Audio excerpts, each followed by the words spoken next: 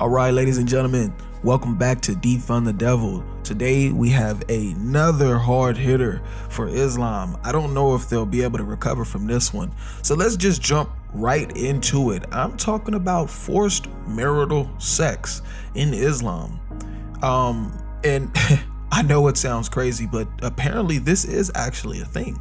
And if you go to Sunan Abi Dawud 2141, you'll see the chapter is labeled the rights that the husband has over the wife. Interesting. Abu Huraira reported the Prophet as saying, when a man calls his wife to come to his bed and she refuses and does not come to him and he spends the night angry, the angels curse her till the morning. This is a Sahih grade, okay?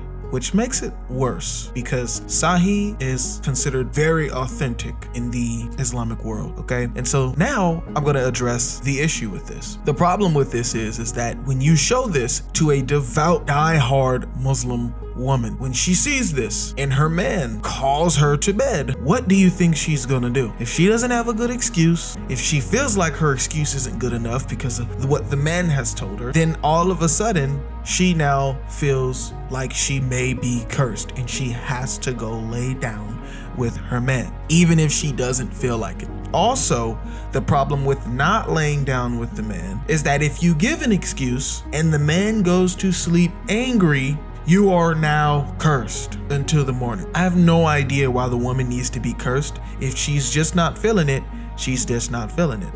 And this is hilarious. You know why? Because I had a Muslim woman who came on Clubhouse and she said this. Do you want somebody to explain it to you? Or what do? You read hadith that's originally in Arabic, but you make your own interpretations of it. Is that what you do? No, I didn't make my own interpretation. I think it reads very clear. You can go ahead and explain it though, but you're gonna have to give me some evidence elsewhere. You can't just explain it to me and then your explanation doesn't align with what the hadith actually says. You don't qualify to just make your own interpretation up. That's what I'm saying. Go ahead. Yeah, no, I agree. So go ahead and tell me what it is, but when you do, just give me proof. Yeah, if we read the Bible like that, it'd be a different story, wouldn't it? Like you wouldn't know where to put your face. Okay, it's too early to run to the Bible. You haven't even explained this hadith yet. Yeah.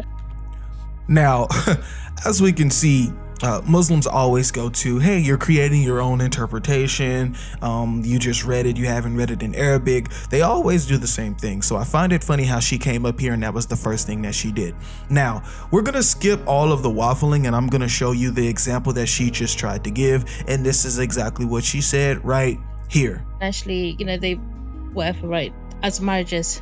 And so if the husband's playing his part, he's doing everything, and the woman refused to do hers, like he married her for a reason. Like he wanted to start a family with her, yeah, and he doesn't want to be sleeping outside of marriage. You don't want to be sleeping with prostitutes because that's forbidden in Islam, right? He don't want to be going having the girlfriends outside of our religion, yeah, and sleeping around and stuff, cheating.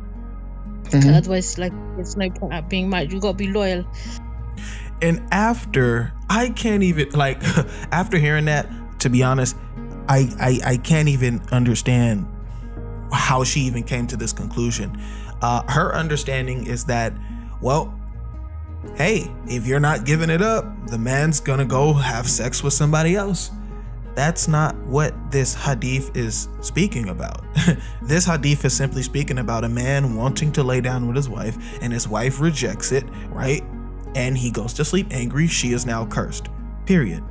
So she has a valid point if she's not well, like say if she's exhausted and everything, and a real Muslim man knows his wife, if she's tired working with children all day, she's gonna work herself, etc. And that's fine. She's not gonna get cursed for valid reasons. And the valid reason is, like, if she refuses and this is not just over one night, this is over a period of time where she's just refusing. Yeah, and the whole point, like I was telling you, of being married is to satisfy each other, yeah, as a husband and wife. That doesn't mean just sexually.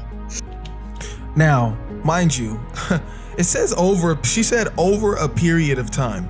That is false. The hadith doesn't state that the woman is just holding out over a period of time. Second of all, she said if the woman has a valid reason, she won't be cursed. Hadith doesn't say that either. Where are you getting this information from? And then they always say that, hey, I'll give you this information. I'll give you this information. She hasn't given me any information. Here's the proof. And I know what you're thinking. Well, hey, look, she sent you a YouTube link right there. That's proving it. Not really. She literally just repeated basically what this guy said. No proof was given, no links were pasted to prove what she said. So we can watch this right now just so I can show you I'm not lying. Here's the clip. Where are they getting this information from? They're just adding to it. But she came on earlier and told me I can't add my own interpretation into the text, but she can? That literally doesn't make any sense. So now let's move on. So remember what I said earlier when I was speaking about a Muslim woman reading this that is just so, into this religion and wants to follow it to the T. And when they read this, they are gonna feel some type of way about rejecting sex, even if they, because they might feel like they don't have a legitimate reason. Listen to how this Muslim man responded to that. Here we go. Any woman reading this that is 10 toes down in her religion, right, 100% reads this and says, oh, it's a Sahih grade. You know how some Muslims are. As soon as they see it's a Sahih grade, it's official, they got to follow it, right? It's a Sahih grade, right? Now she's thinking whenever she gets called to bed, if she doesn't have a legitimate reason, she can't say no. Even if she doesn't feel like it, she's going to come lay down with you because exactly, brother. You got it. What do you mean exactly? Yeah, but I'm saying if you don't feel like you're talking about that can cause a man to go out. It is possible. As we see, he's saying exactly, brother. Now you get it. Yo, that is just terrible. But let's continue. Reason behind it. Bubbles, let me ask you this. So is her just simply not feeling like it a reason? A good enough reason? Say it again. One more time. Say go on. Is her just simply not feeling like it a good enough reason? Like y'all laying there, y'all chilling, y'all watching a movie, before y'all go to sleep, and you try to get something, and she like, nah, I don't feel like it. Do you need more explanation? Do you need to ask why?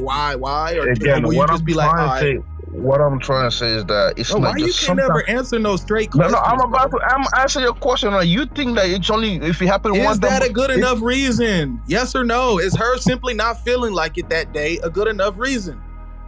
Yeah, it's not. You gotta have a reason. You gotta have a reason. What are you talking about? And there you have it, folks. The problem with this hadith and what it does to the Muslim mind. Her simply just saying, hey, I'm not feeling it right now, is not a good enough reason for him. Now, do all Muslim men think this way? No, but there are some out there, and they like the fact that this hadith is here. They're going to show that to their wives and say, you're going to get cursed if you don't give it up. Okay, I'm not going to force it, but you're going to get cursed, so you do what you want. And what you think the Muslim woman gonna do? If she believes in Allah, she believes the Sahih grades, and she, believes what the Prophet said, she gonna give it up. That's crazy. So, with that being said, I'm gonna end it with a Muslim lady, right, who's actually a Quran only. And she'll come here and she'll basically confirm what I'm saying and why she doesn't like this hadith, because Muslim men who follow the Sunnah use this to basically get what they want and have their way with their wives. So listen to this, and then we are going to check out after this. Peace. Hold on, hear this life, right? I come from a Pakistani culture, right? So I kind of know what my Pakistani culture is. Do you know how many women get forced into marriage, and how many women for the first 20 years they have to put out every single day, every day? They've just had a baby. 2 days later, they've got stitches, or their stitches haven't even healed properly, and their husbands banged them purely on the back of the angels are cursing you. Now, how can you have love for this person who is oppressing you? You're not well. There's something wrong with you. You've been working all day. You've got the kids. You've got 5 fucking kids that you keep pregnating her. She barely heals from one baby. Barely sat there for 2 months, 3 months down the line. She's pregnant again. And you've popped her another one. Her body's deteriorating. Her pom-pom's always ripped. Her stitches are never quite healed. You're always attacking her.